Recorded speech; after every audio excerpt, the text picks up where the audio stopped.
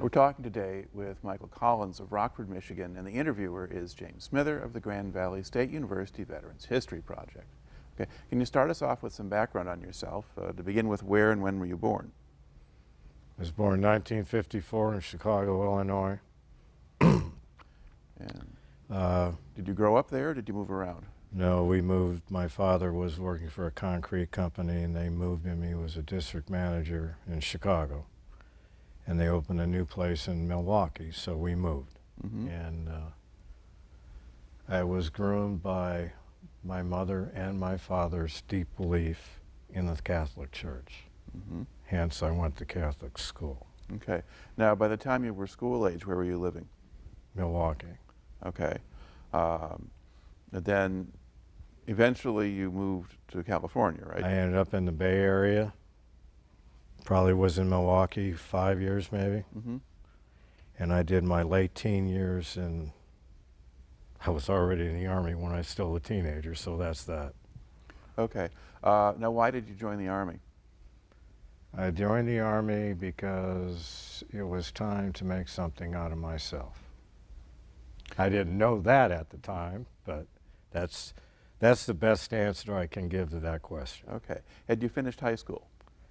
The day I graduated, I was in basic training that night. Okay. And what part of San Francisco were you in, or what kind of neighborhood? A little place called San Mateo, south of Burlingame, which is south of the airport. And our little ville or borough was called Los Pratos. Okay. And I think you had mentioned to me before we started this that it was not a particularly good neighborhood and there were gangs and things. It was rough. Okay. And were you involved with any of the gangs? You learn how to survive. Okay. You had to pick and choose your friends. All right. So it was not really a great neighborhood or environment anyway to live in. I look back on it and I really miss it. Okay. Can't explain it. All right. But basically Would I want my son to live through it, being a Rockford graduate? No. Okay. All right. But for you, the Army at that point seemed like a reasonable option. Now, before you, because this is like, what year now were you joining? 1972. Okay. Now, prior to that, I mean, had you paid much attention to the news about the Vietnam War or anything like that? Just saw Walter Cronkite's, you know, didn't have cable yet, so that's what you watched. And no, did I follow it? Did I know units? Did I know histories? No. And did you think it might be dangerous? Never considered it. Okay. 18-year-old, so all right. So now you enlist. Where did they send you for basic training? Fort Ord, California. Okay. And describe a little bit the training program and the way it was organized. At the time, number one, we were the first battalion that went through basic training with half volunteers and the other half were the last of the draftees. So I'll start there. So it was every platoon had 2 platoons of draftees and 2 of us squads that said, I do. And the drill sergeants all had just got back from Vietnam, most of them the 3rd time. And they couldn't understand why anybody would join the Army. So how did that play out in terms of the training? It played out in terms of the training because, number one, the drill sergeants were so short. We were supposed to have 3 drill sergeants per platoon. An example, my platoon. A week after basic training started, our E8 first sergeant had a heart attack at the desk and died. So my senior drill had to take his place and double dip as senior drill for that platoon. And there was only one other E6. And he was a short little son of a bitch from Georgia, 82nd Airborne. He was the paratrooper rep. And I'd already enlisted. That was part of my contract to go to jump school. But I didn't tell anybody at basic training till the day I graduated. Okay. Now, do the sergeants have access to that information? They would have if they would have looked, but Okay. you know. But probably he didn't. And the other part of basic training was almost everything was based on committees, which was a new concept. In the old days, it was your drill sergeant that put you through almost all the daily drills. taught you how to march, taught you how to walk, taught you how to work, live in the mess hall, blah, blah, blah, how to make your bed and all that. Well, most of those things they still did. And they always went to the rifle range with you. But the ranges were run by other drill sergeants. Some were drill sergeants, some were just NCOs. Most were in 6 months to go, just got back from Nam, didn't want to be in the Army anymore, even though it was gorgeous Monterey, California. Mm-hmm. Yeah, well, it's still on Fort Ord, although I guess they could live off base. But well, that's correct. All right. Now, what did the actual training program consist of? What were you doing day to day? Just the basics. You had a week weapons training. You might get to shoot an M60, 7 rounds, 10 rounds, and take your finger off the trigger, 7 to 10 round bursts, not the whole, not 100 rounds like the first guy did. Just ripped it right off. Mm-hmm. All right. How much emphasis was there on discipline? I have to admit, for me, based on being in Catholic school and all, the discipline wasn't really there. The drill sergeants were not concerned with discipline. They were concerned with pushing their troops through because they know there was a next cycle coming. And again, most of them had been in Vietnam 3 different times, and this was supposed to be wind down time. And they get orders to come stateside, and oh, by the way, you're going to drill sergeant school for 2.5 months when you get back from Vietnam. And that was the last thing most of them wanted to do. They just wanted to go to another unit and serve. But they got drafted to be a drill sergeant. So if you really screwed up, you would hear about it. But as an example, we had our own beer hall in basic training. I'm serious. And the only rule was you couldn't drink any beer for the first week. And then after that, you could have beer on your own time. Okay. So this is no longer the era of cleaning bathrooms with toothbrushes or things like Oh, yeah, we went through that in the red bucket in the fire watch because we lived in wooden barracks and couldn't smoke inside at all. You had to smoke outside. And there was always cigarette butts. You know why? Because the drill sergeants threw them down to make sure we had something to do the next day. Okay. So some of the old traditions then. They were there. Those were kept. All right. How much physical training did you get? We did PT 5 days a week, did the daily dozen, calisthenics and such, 2 miles Monday, 3 Tuesday, 3 Wednesday, 4 Thursday, 5 Friday. And traditionally that stayed with me through my entire 22 years of service. I mean, we were 11 Bravos, supposed to function. You might be on an exercise somewhere. For Christ's sake, you may be in Panama going to jungle school, but you're going to start the day by watching the flag come up and go do your daily dozen. Okay, so the calisthenics part continues. They're not making you run 5 miles every Friday, though, are they? Well, because I was in infantry divisions, that's what we did. Okay. And there was a time when I got back to Fort Ord later on where the division commander insisted that we do 1 25-mile road march every quarter. We were already jumpers. We would jump out, spend a week in the woods, and our reward was to walk back into the cantonment area and then clean up. And it ended up being like an 18, 20-hour day. All right. How long was basic training? 10 weeks. Okay. All right. And then what did you do after basic? Went straight to jump school. Okay. Was that normal? No, I volunteered to go to jump school because I wanted to jump out of airplanes. Okay. You know why? Because they gave me $55 more a month, tax-free. All right. Now, wasn't it normal to go to advanced individual training before jump school, or? I was in that program. Again, there was another program that started because of the way basic training was going. It normally was basic right on AIT where you were. I did my AIT in my first assigned unit in the 101st. Okay. And the platoon sergeant had a punch list of what he had to cover to make sure that we get our certificate to graduate from AIT. Okay. We never had a ceremony.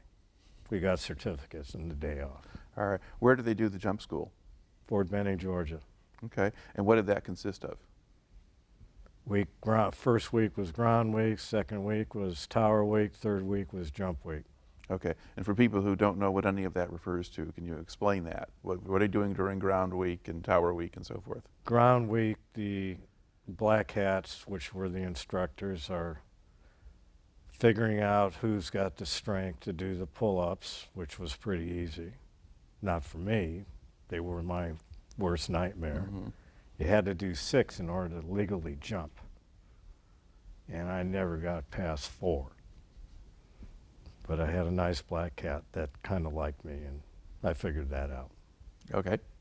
But during ground week, you do a lot of running, a lot of marching, a lot of PT. You do some crawling. You know, you go off the platforms, the little platform, and then you got tower week, and you start with a 34-foot tower, and that's the first time you got straps on, or just parachute straps on, and they throw you out a tower, and you go down a rope.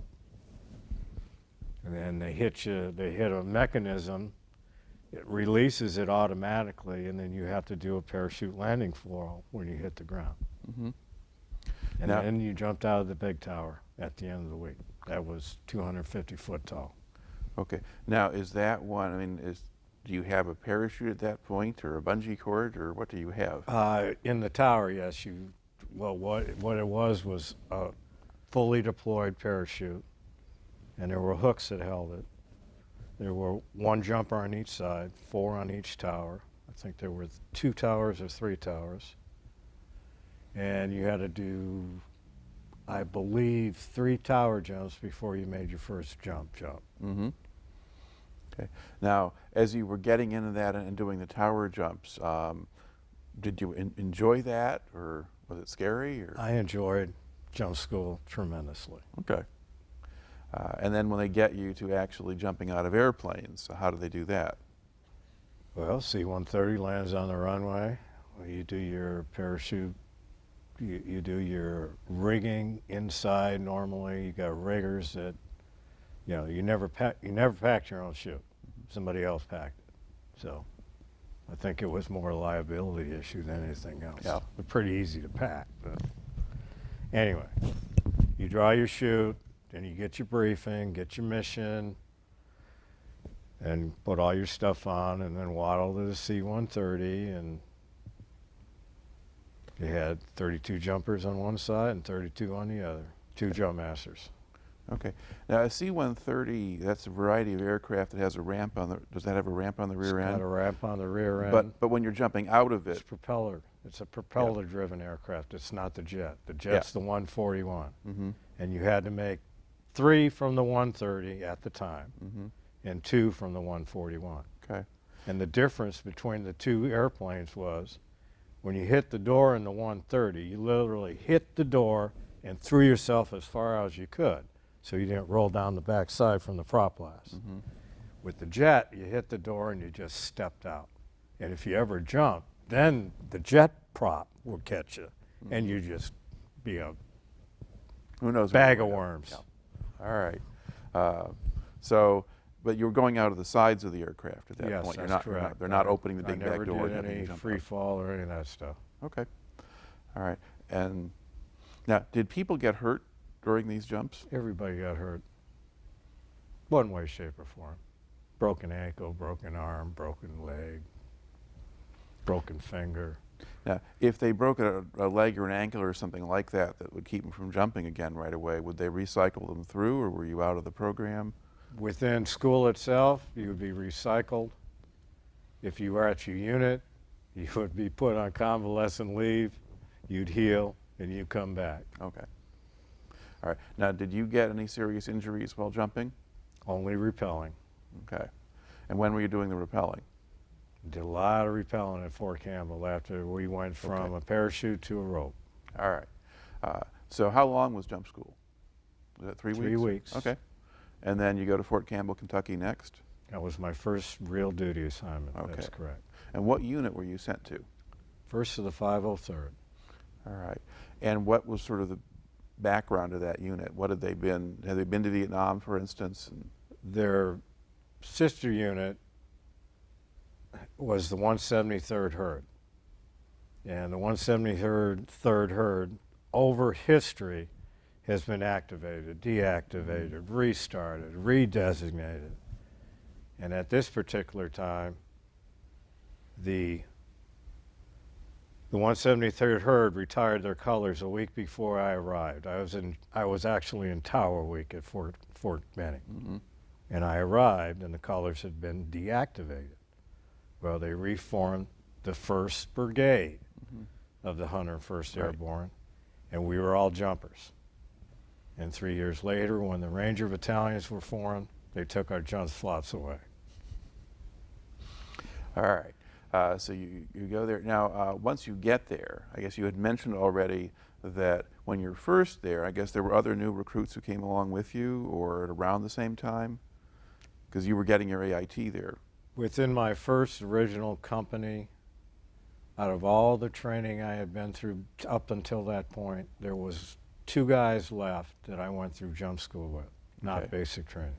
All right. But were there other new guys there or from other places? What they did was over a 3-week period of time from the graduation of Fort Benning, Georgia jump school, that's how they filled the battalion. Okay. They filled one company at a time. And at that time we had 3 infantry companies and 1 heavy weapons company, 4 Deuce, 81 mortars, and 106 recoilless rifle on a Jeep. What a sweet weapon that was. All right. Now, did you serve with one of the line companies or were you in the weapons company? I was in a line company, but I was in the weapons squad.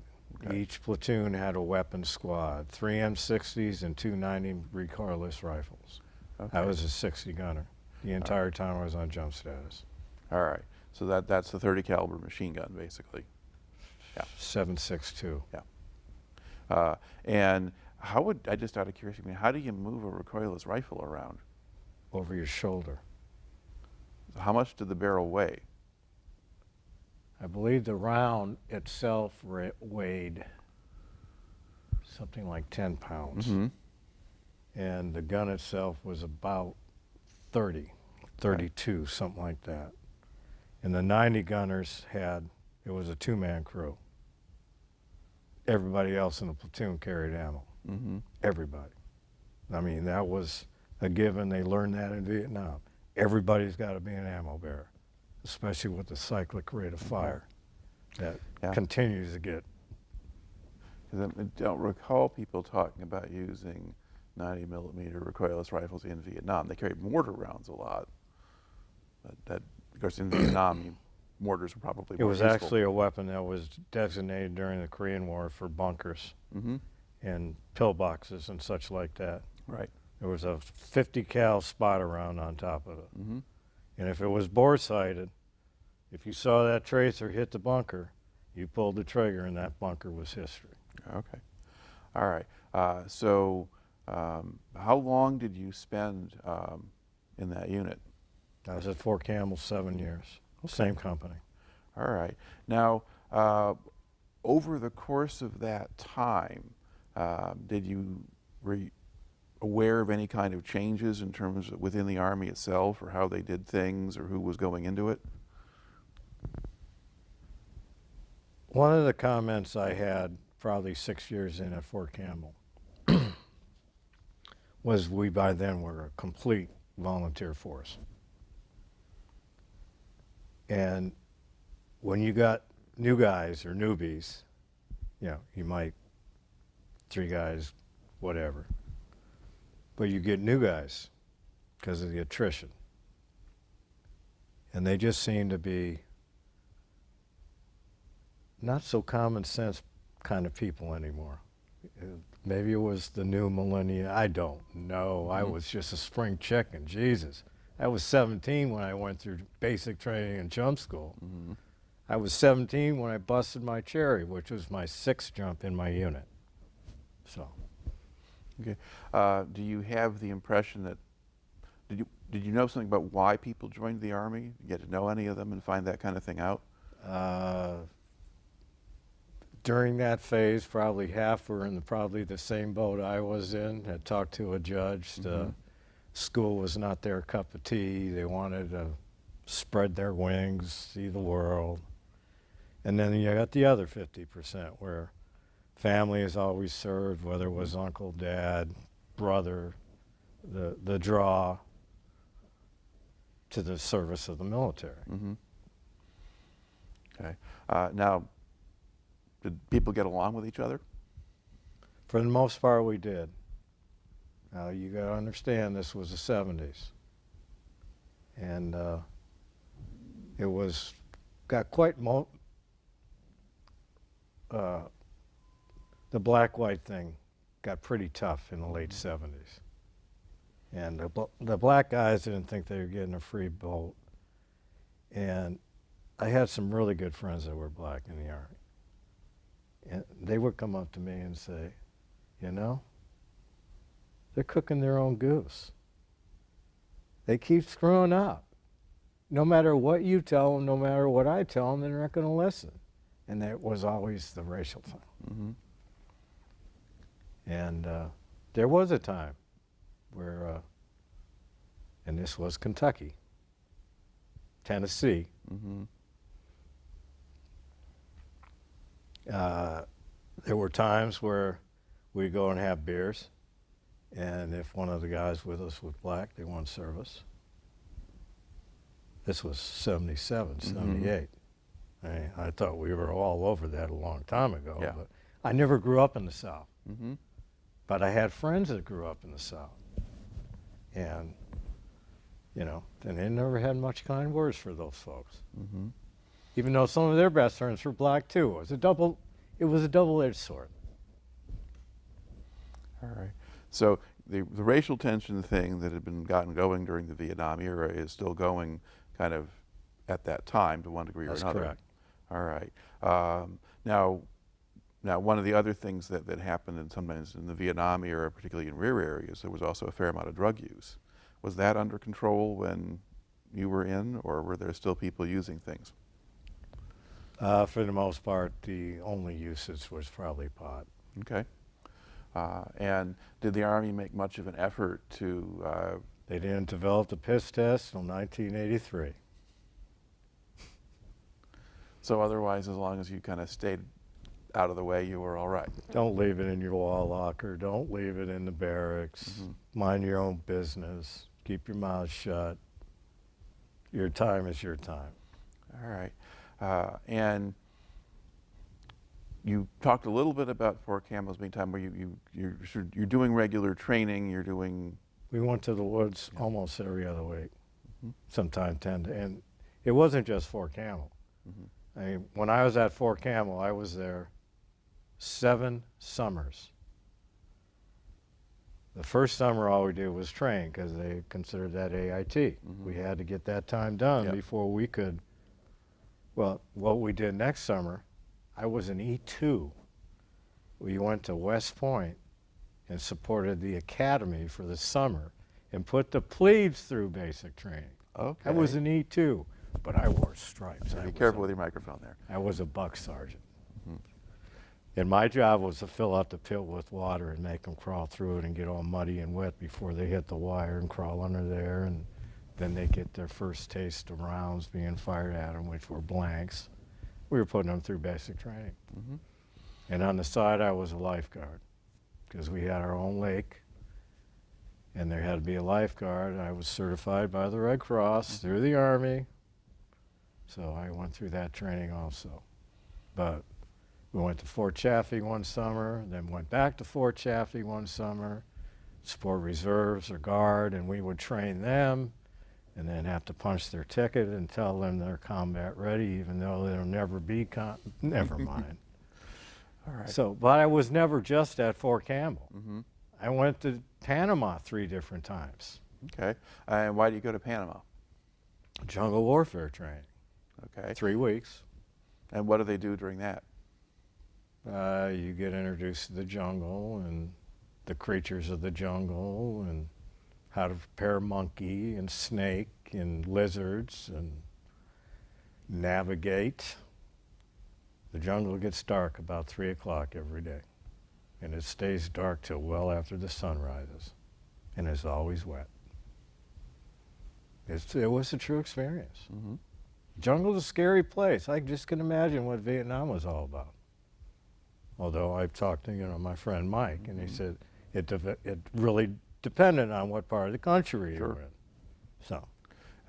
Okay, so how do you navigate when it's dark then in the middle of the Your jungle? compass has an illuminator on it. Okay.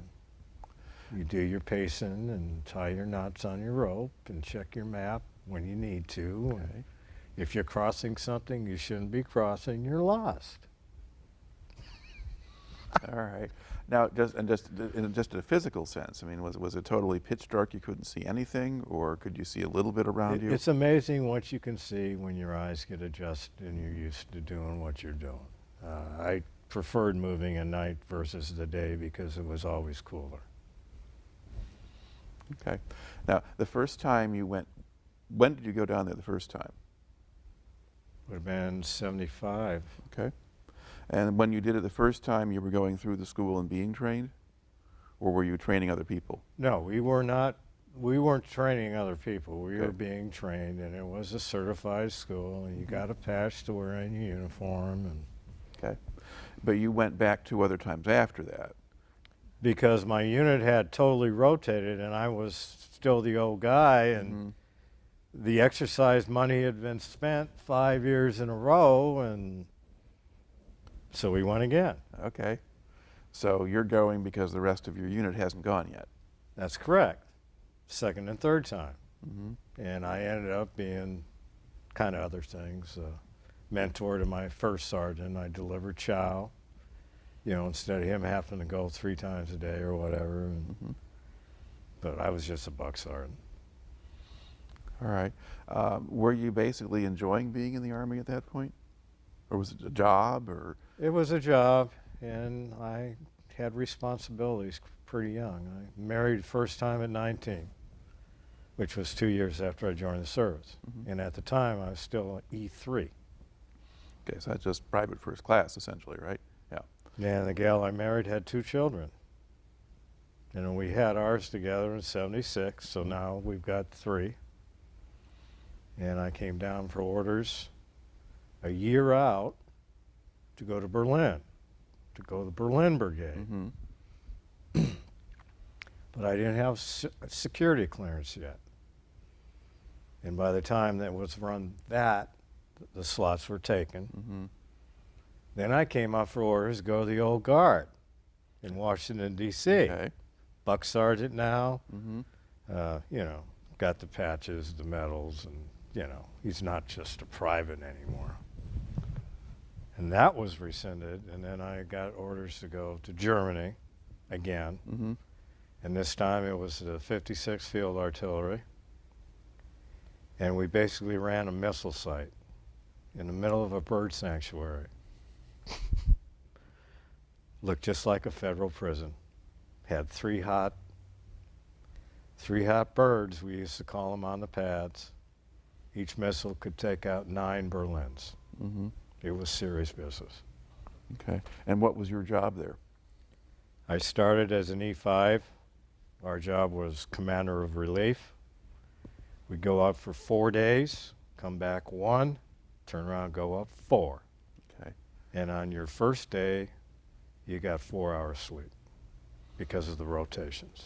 So what are you actually doing? I mean, are You're you taking your guards out to the towers. So there were 5 towers around this, and they all had live ammunition. And when they went out, you took them. When they got relieved, you took the new relief out. Mm-hmm. And then you would run a patrol. You ran a patrol once before midnight around the fence, and 2 times after midnight around the fence. Okay. Would you vary the times when you did the patrols, or was it always the same? We tried, but it was pretty consistent. There was only, this time frame to go from point A to point B and get back to the tower, point C.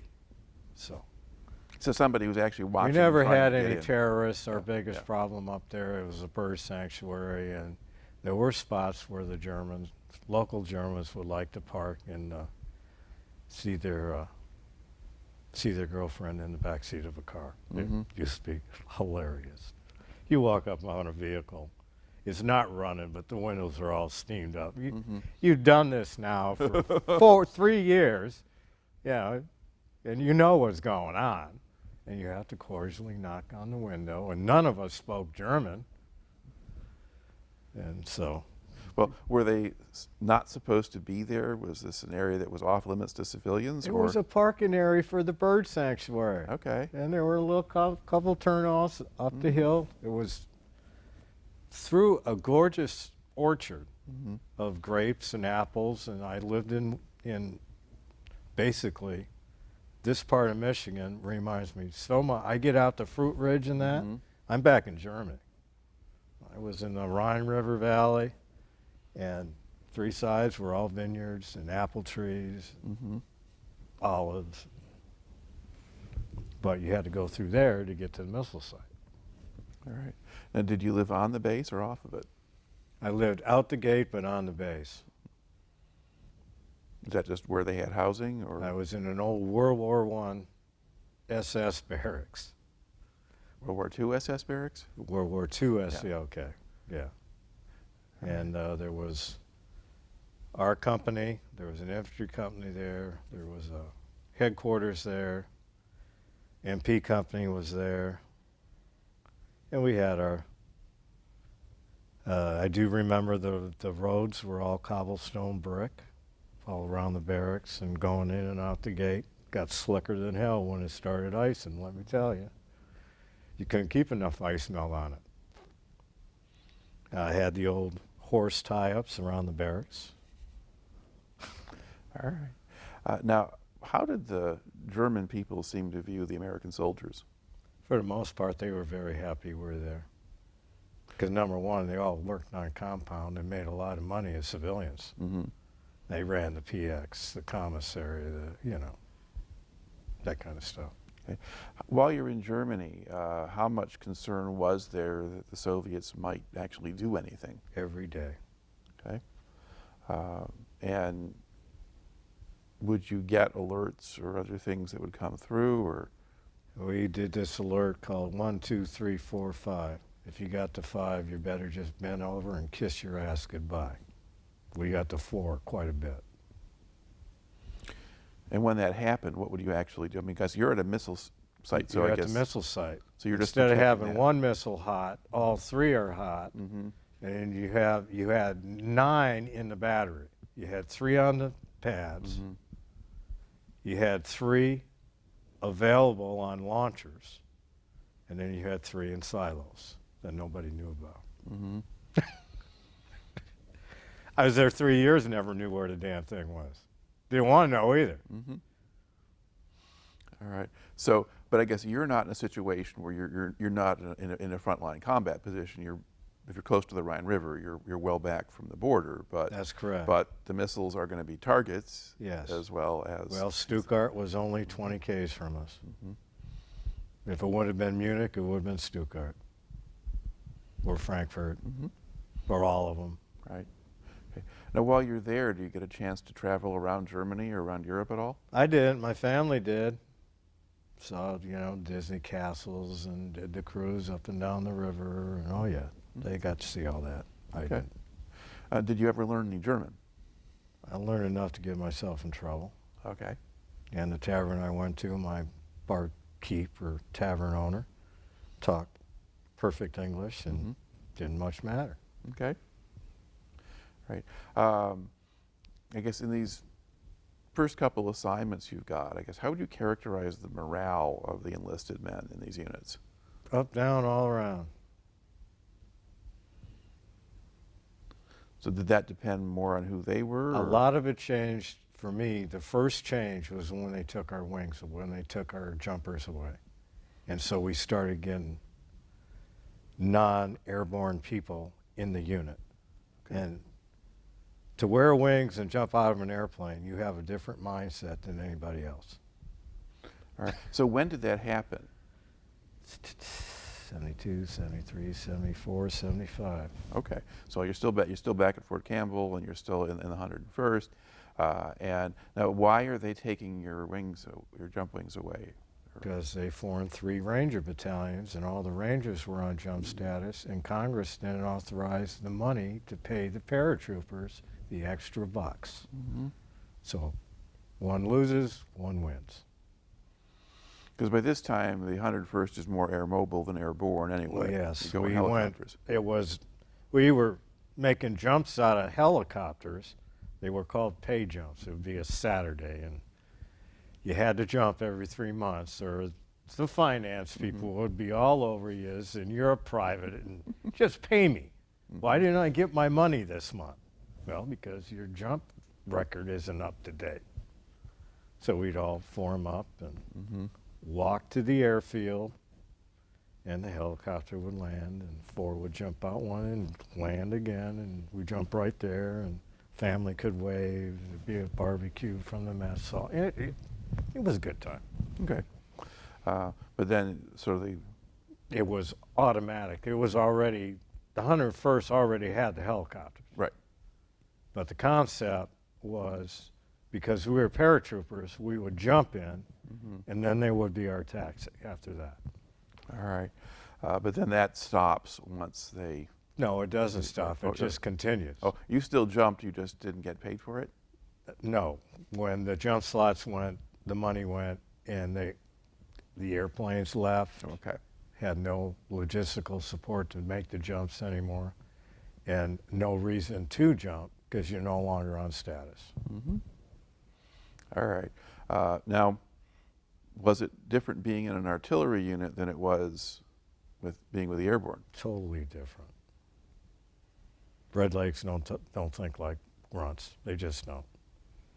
If they don't got something to pull their cannons with, they don't even know how to walk. No, I'm being facetious. No. Keep in mind, they sent me to Fort Sill to retire at the end of my career, and that's artillery country to the bone. Right. But I guess is there less emphasis on physical conditioning and that sort of thing, at least with an active duty unit? No. I never experienced that through my entire military career. Okay. You did PT every day. All right. Whether you wanted to or not. Okay. So anything else that kind of stands out in your memory about the time in Germany? Had a hell of a bakery. Okay. Food's good. Beer's good. Okay. The beer was excellent. All right. What's your next assignment after Germany? Fort Carson, Colorado. Okay. And what unit are you with there? 110 Mech, 4th Division. I was a mechanized platoon sergeant. Never seen a track in my life other than in pictures. Okay. For an audience that doesn't know anything about equipment, what's a track? APC, tracks in the back, no wheels. So armored personnel carrier. Loads 11, 50 cal on top, 60 in the back, driver. 1 squad leader, 2 team leaders, 2 teams. Okay. Now, were they still using M113s at that time, or M114s? Yes. Yeah. I had 4, and 2 of them never moved from the parking lot, which would be the motor pool, the entire time I was there. My pack would come in, and the company commander's pack just blown. So who got the new pack? So I had 4 tracks, 2 never left the motor pool the entire time I was there. Okay. And the other thing was, I was never, ever, ever at full strength. I was supposed to have 32 guys and a damn lieutenant. I never had more than 20. There were times I only had 12. And I still got 4 tracks, 4 50s, 4 60s, all the M16s, 203s, weapons. Okay. So you're not using all the tracks because you don't have enough people to use them? Don't have the parts. Okay. Nobody had parts. 4th Division was just kind of out there in Colorado all by itself. All right. Was it a good place to be posted? I did like Fort Carson. My wife had family in Denver, so on the weekend we'd go north, or they'd come down to us, and lived out the gate, didn't have to live on post. actually made money living out the gate than if I would have lived on in the gate. Okay. And they charged you rent if you're living on the base, or? Yes, but you get a housing allowance if you're not in government quarters. Okay. If you're in government quarters, you don't see any of it. Right. It's all yours if Yeah. you're outside the gate. Okay. And you find yourself a place accordingly. Normally a hole in the wall. Close to the school for the kids. Now you have 2 vehicles instead of 1. Okay. Life goes on. All right. Now, how long did you stay at Fort Carson?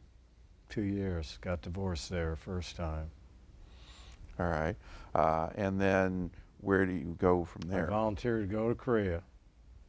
And I went to Camp Casey to do a 110 mech outfit. I was there 10 weeks, trained up. And the next 10 weeks I was on a DMZ as a platoon sergeant. The old platoon sergeant went up with me and came back that night. Never saw him again. Okay. So you got a very brief orientation. 10 weeks. Well, but I mean, from the platoon I had a sergeant. Puerto Rican squad, a black squad, and 2 white squads. Don't ask me about the racial thing there. It was terrible. Okay.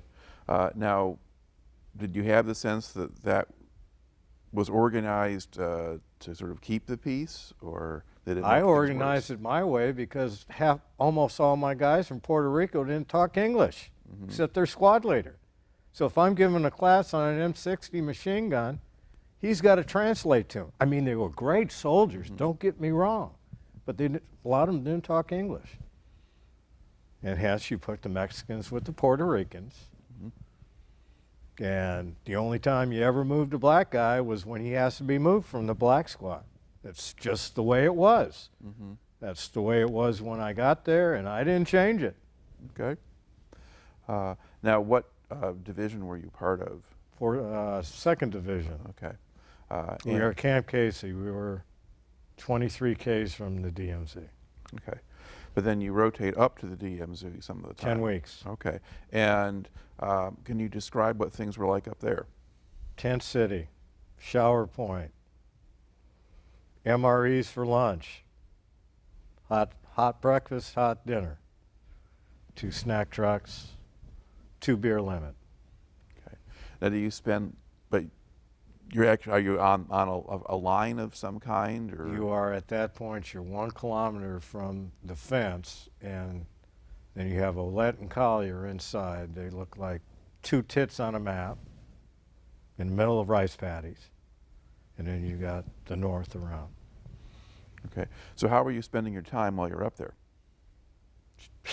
Sleeping as much as possible, because it was a rotation that you were there 10 weeks, but 3 weeks you did this, 3 weeks you did this, and 3 weeks you did that.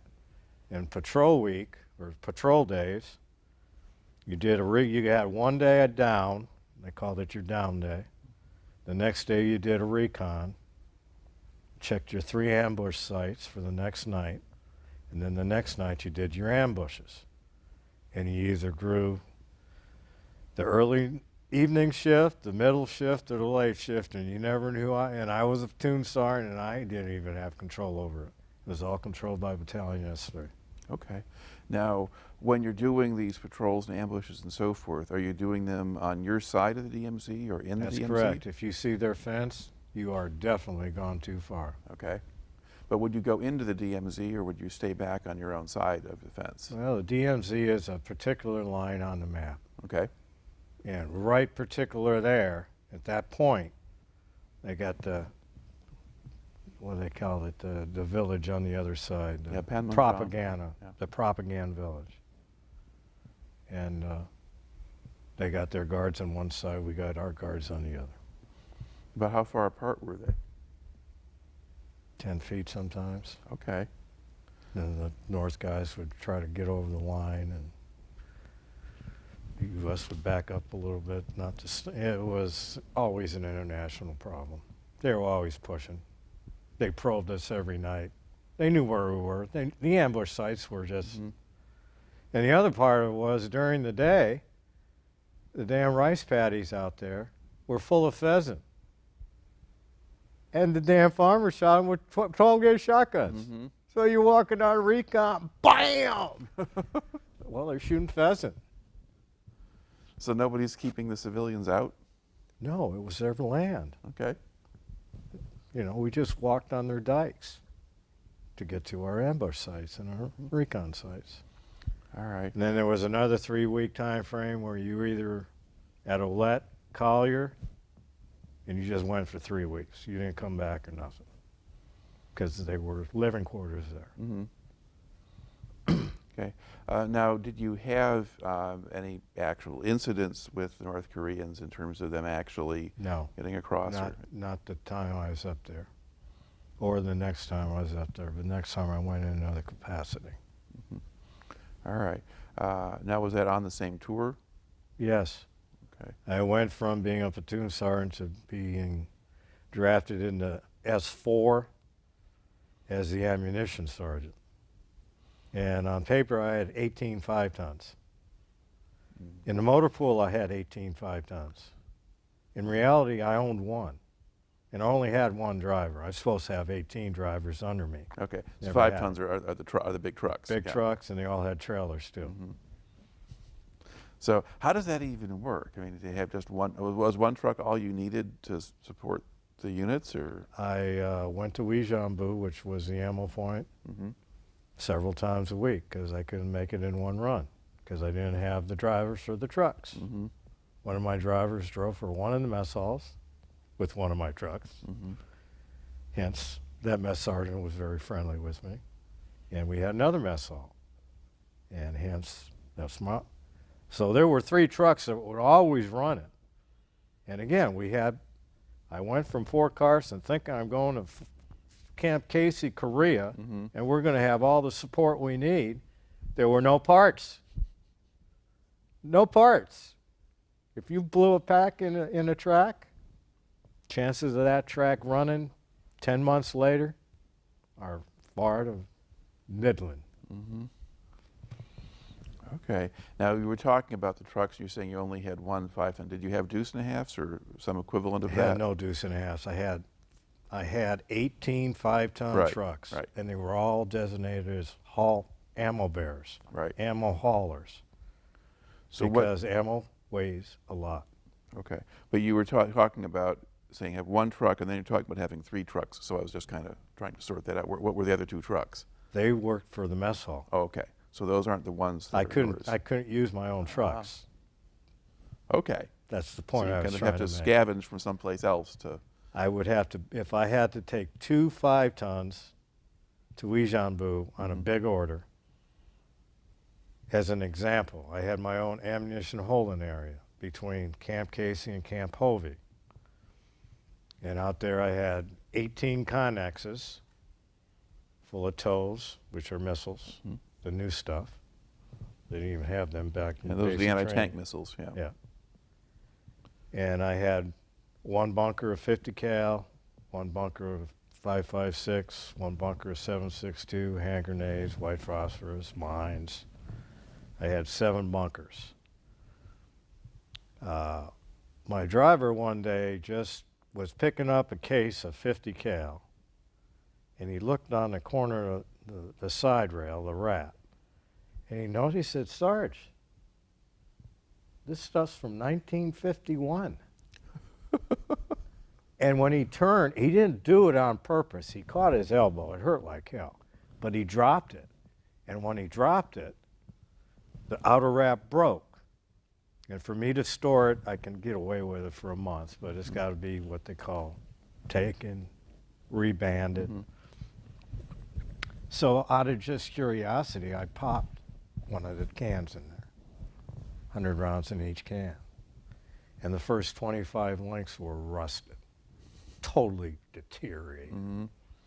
So over the course of the next 4 months, we repacked I got new ammo, but we did it one truck at a time. Mm-hmm. Okay. Now, how much contact did you have with Koreans, either military or I civilian? married one. Okay. Answer that one all right? Well, I speak pretty good Korean. okay. But what kinds of Did you have Korean, did you have Katusas, did you have Koreans serving with you, or? We, in the infantry company, in a platoon, you had 4 squads, and there was a Katusa in each squad. Now, the smartest one, or the one that spoke English, was always with the senior squad leader or platoon sergeant or lieutenant. I did have a damn lieutenant the entire time I was in Korea. Oh. Yes. All right. By this time, you've been in the Army for a while. What kind of impression did you have of the officers? I was a total enlisted guy, no desk time, knew the Pentagon existed, but didn't know what they do. Didn't know what G1 was, G2, G3, G4, which is the equivalent of S1, 2, 3, 4 at a company or battalion level. So I got real educated real quick, because when I got back from Korea, I became an operations sergeant at Force Comm headquarters. There's a lot of officers then. I had 4 captains and 1 major. So before that, officers were just some other species, and Captain would come in, do his 12 months, rotate, get another captain. Lieutenant, second lieutenant would graduate from West Point, get his 6 months troop time. If he was smart and affiliated, he made first lieutenant and moved up to battalion, you know. Okay. Now, when a new officer comes in, especially one of these new lieutenants, how do they behave or how do they act when they join a unit? Like a normal goddamn lieutenant. Young, dumb, and stupid. But did they think they knew everything? Of course. Okay. So were any of them bright enough to actually talk to the senior NCOs to find out what was going on? If they learn how to survive, they learn how to function. And part of functioning would be to trust your NCOs. Most of them didn't trust us, we didn't trust them, and that's just the way it was. If you had a bitch, you went and saw your first sergeant. Okay. As a platoon sergeant, I went and saw I didn't see the company commander. I mean, if I had to see the company commander, it's because he's chewing my ass, not because I want to chew his ear, because he's not going to listen. All right. How did the Koreans seem to view the Americans at this time? They loved us. And were they still worried about the North Koreans coming in? Every day. To this day, still. Yeah. So there was a cesspool of rice paddies. Now, by the early 80s, at least parts of South Korea were developing economically beyond what Seoul they'd been. was wide open. The Olympics hadn't even been there yet. Okay. I went back 10 years later. I couldn't believe the change. All right. So the real transformation comes later. Now, at this point, were they still essentially a military dictatorship, or were they evolving towards something more democratic? If you saw somebody in uniform, you either did what they told you to do, or you didn't say anything. So I guess the answer is yes, it was still what it was. Yeah, I think it was a couple of years later was when the changes really started to happen. I was told years later that the Olympics really changed a lot of things. And also, a very young population, and the old folks that remember the Korean War, that lived through it, the landing in Incheon, the taking of Seoul, you know, all that stuff. And what happened when the North came south and the Chinese joined them. You know, they'll never forget that. But if you're a whippersnapper that couldn't care less about your history book, what's it mean to you? Kind of like the way our folks think of us, you know, old farts that did 22. You did 22 years in the Army, why? Because I could. Yeah. All right. So that's, now when do you leave Korea? 1984. Okay, where do you go next? Fort Ord, California. All right, and describe the assignment you have there. I went from an S4 ammunition sergeant to an S3 operations sergeant with 4 captains, 1 major, and I controlled the back door when the colonel came in the morning and left at night. All I right. had 15 different functions in the office. Okay. So what kinds of things were you doing? I was responsible for training schedules of 4 different units. Whenever division wanted to have a meeting, even though we weren't part of the division, I would represent the battalion, or the brigade rather. My deputy commander upstairs, the light colonel, his name was Humphrey. He's the only guy I ever knew that served 3 times in Vietnam as a captain and had 3 different companies. He was just, he loved us NCOs. He loved me anyway. And then the battalion commander, his name was, brigade commander was Slade Johnson. He's a full colonel. 2 of the captains took 2 companies to Panama when Panama blew up. I got involved with the, I'm sure this is not classified anymore, the ammunition buildup that happened between Livermore, California with the Air Force and all the depots up there in the hills in the Bay Area. Was that preparing for something worse to happen in Panama? It was when Panama was being invaded. It was 6 months later. We started sending ammo 6 months before it ever happened. All right. I watched 10 C-5As take off, one after one, full of everything that you could imagine. But in the end, that didn't escalate to a point where... oh, there was fighting in the streets. There was some, yeah, but it was not... De Leon was the other captain that won. The other one's name is Millie, and he is now the Chief of Staff of the Army, 4-star. Showed him this picture Yeah. earlier. But at the time, Millie was just another operations officer working in S3 and special projects guy. He'd been in special forces, been prior enlisted. Father was a retired 4-star, and now he's a 4-star. But at the time, he was just a young captain. Now, did it make any difference with officers? Were officers who'd come up from the enlisted ranks, were they a different breed? They're a different breed, totally. They understood it all. I think Humphrey asked me one time at a right arm night. Right arm night is when your boss takes you to their club. And NCO night is when your NCO takes them to your NCO club. Well, this was a right arm night.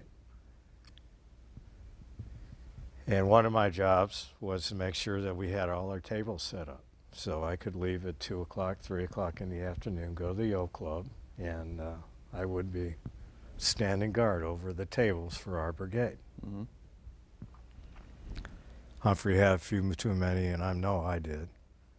And just he said, Sarge, if you had anything you could say to do anything over again, what would it be?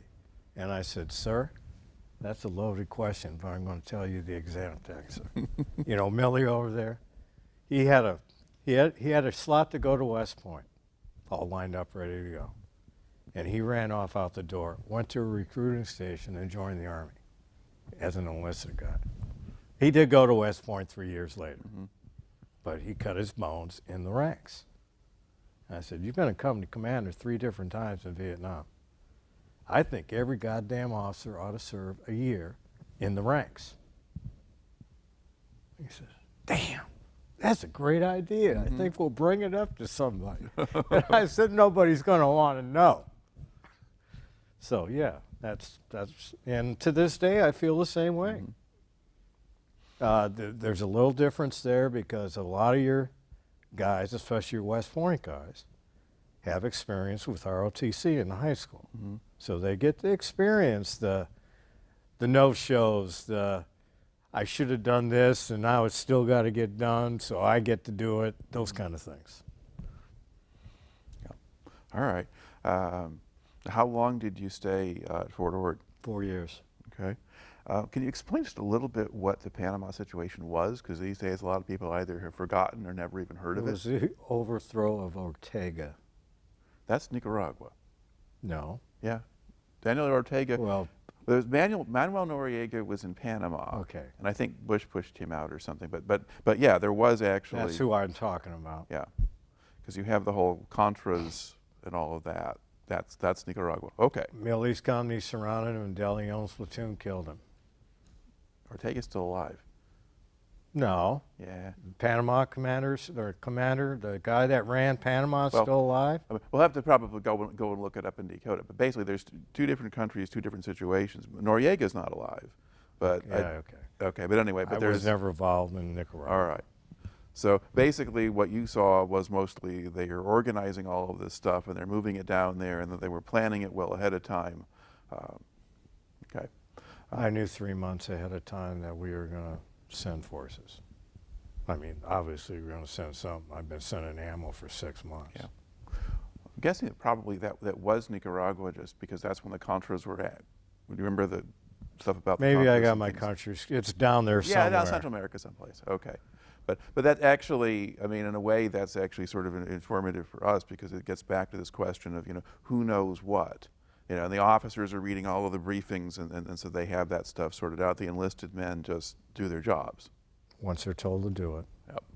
Okay. And there might be a few, and I only learned this from experience years later. When I left and went to division headquarters, that's when I got the real education.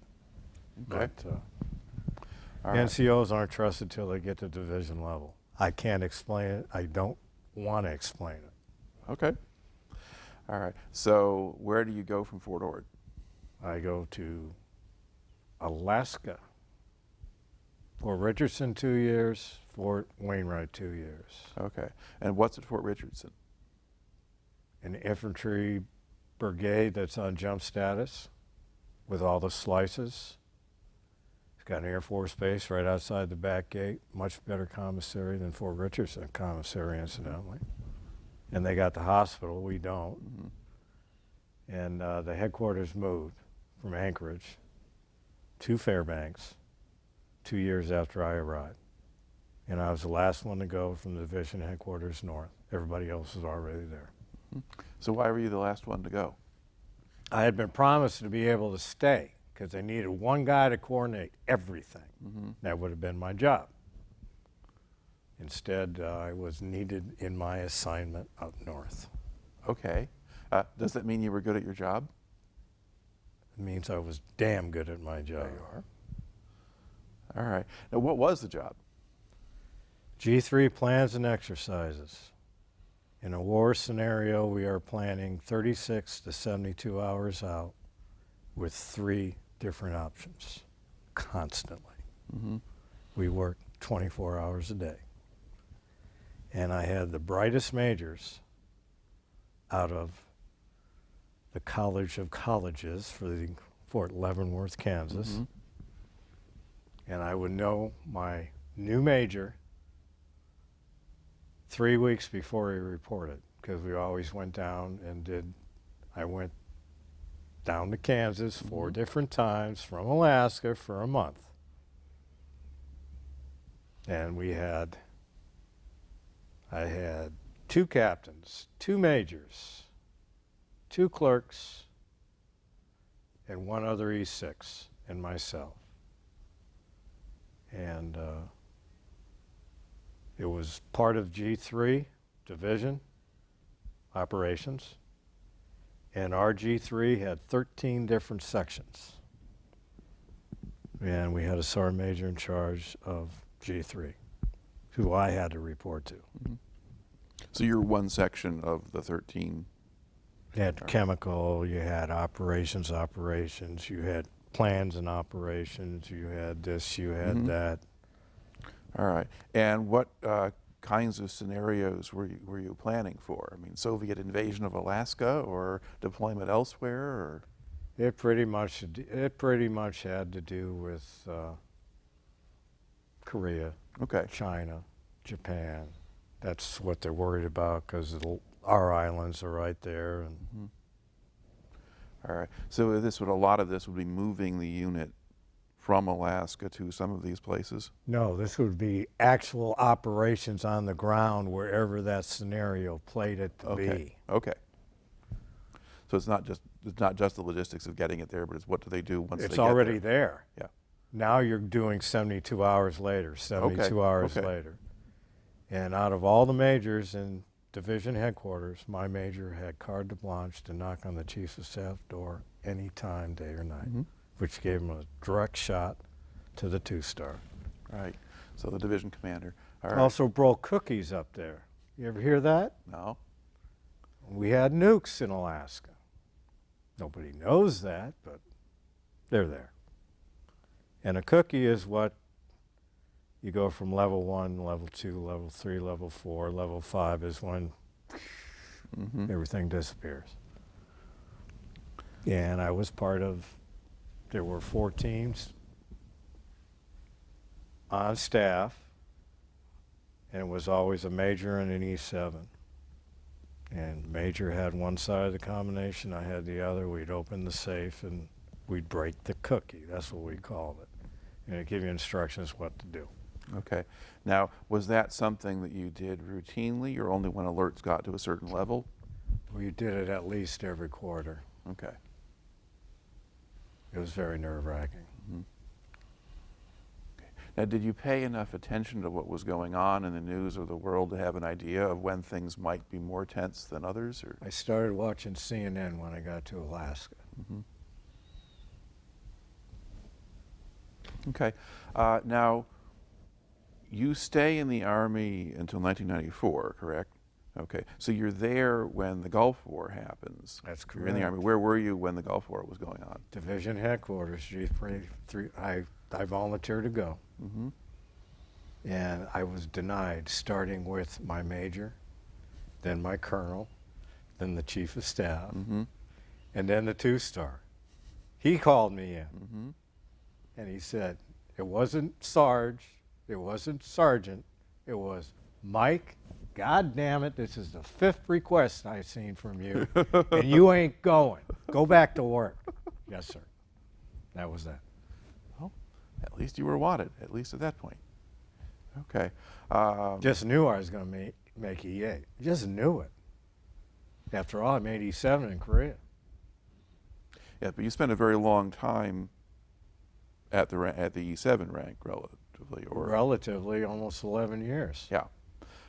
Was there a normal cycle if people were going to move up when You got to the 7th year, that's a 6th, you better be on the list for 7. 8th year, you might as well be packing your bags because you're gone.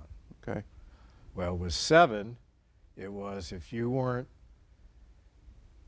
didn't have first sergeant's time, if you didn't have troop time, well, I got stuck in division headquarters. They wouldn't let me go. I was promised a company a year after I started that job by a 2-star general. Never happened. All right. So because you don't get that kind of assignment, you can't move up in rank? It's, if you're an 11 Bravo and you've been in as long as I was and you've been away from troops 10 years, they call you an office rat. They don't have no idea that you have no choice in the matter. DA tells you where to go, when to go, how to go. Now, does this situation have something to do with why you leave the Army? Yeah, I was effectively retired. Okay. I didn't make the E8 list by the 21st year of my anniversary, and the list came out on that same day, ironically, that year. And my first sergeant called me in and said, Sarge, you're not on the list. You got to go see the battalion sergeant major who hated my guts. Okay. He was an artillery guy. And then I had to go see the brigade sergeant major, and they all give you the pep talk and all that. And immediately following those 3 interviews, you go to Division G1 and you submit your retirement paperwork. You're done 12 months before you're even done. Okay. If they hadn't pushed you out at that point, how much longer would you have stayed? I would have stayed at least 24. At least. All right. Now, once you get out, what do you wind up doing? I paint for a living. I've been painting 22 years. Do you do interior, exterior I do it all. businesses? I don't do commercial unless I absolutely have to, and I'm broke. I don't care for it. It's spray and go. It's. I like to do what I do because I'm good at what I do. Okay. I don't want to just be another sprayer on a spray machine. Okay. So painting houses is sort of it varies more and it's more complicated. It's like every duty assignment. It's never the same. Okay. All right. I guess think back over your military career. Are there other particular incidents or impressions or experiences that stand out for you that you haven't brought into the story yet? Well, we jumped over Fort Sill, which is where I was put to pasture. Okay, that's right. We didn't talk about that. You're in Alaska then. I just knew I was going to make E8. I arrived, and the first sergeant was an E7, but he was on the 8 list. So they frocked him. The company commander. They have a little ceremony in the office. And because you're on the list and you're filling the position and you're a first sergeant of a company, you wear the diamond. Don't play with your I'm sorry. I thought that was my E7 medal. No. Anyway, 3 months after that, he blew his knee. So I not only ran 10 rifle ranges, which was my job, I also ran the company for 6 months. And I just knew I was going to make E8 then. Well, I didn't. And my replacement came in 6 months before I was actively retired. And he was an E8 because it was an E8 slot. And he'd been a first sergeant for 3 years. And there was no way in hell he was going to have an E7 work underneath him, as self-opinionated as I was at that time. And he told the first sergeant, I'm going to take your job. He says, no, you're not. I am the first sergeant. He said, you're just an E7 with stripes on. I'm a real E8. And I've just got done having a company in Germany for 3 years, and that's the job I'm going to take. Well, he finally got it a year later, but so for 6 months I had no job. So they made me, because we never had one, the company commander made me the XO of the company, which meant I went to all the meetings where the XO goes instead of coming. Now that's executive officer. Yes. So normally that would be a lieutenant. That would be a first lieutenant. Yes. So there you go. You got promoted anyway. Yeah.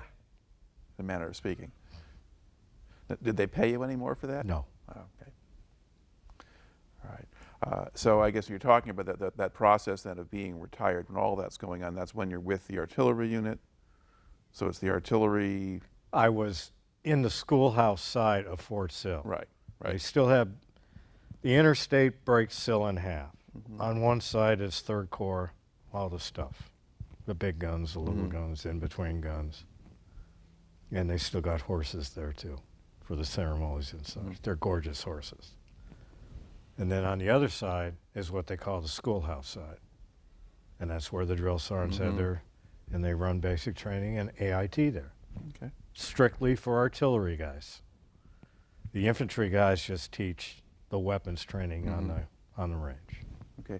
Now, did they ever make you do drill instructor training, or did you just go to Fort Sill and just run the rifle range? I had to meet with the senior drill once every Friday to quantify the next 3 weeks of, be on time.